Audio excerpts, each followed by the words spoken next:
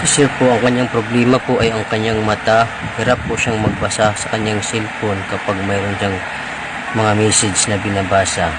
Kaya pinapahiran namin siya ng Pharmax cream sa kanyang mga braso, sa kanyang pulso, sa kanyang mga kamay, kanan at sa kaliwa. Din pinahiran din namin ang kanyang liig, ang kanyang facial, ang kanyang sentido, at pinahiran ang kanyang mata. Kabilaan po yan, kaliwa at saka kanan, pinahiran po namin ng Pharmax cream. So after po ng pagpahid, pinapapikit lang po namin siya, and then pinahiran po namin ang kanyang likod.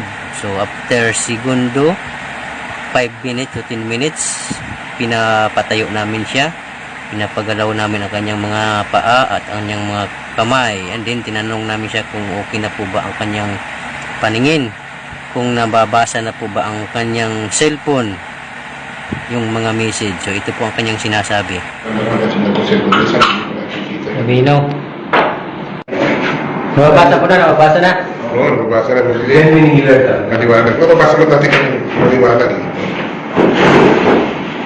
Disclaimer, ang Pharmax cream ay hindi gamot at hindi maaaring gamitin paggamot sa anumang uri ng sakit.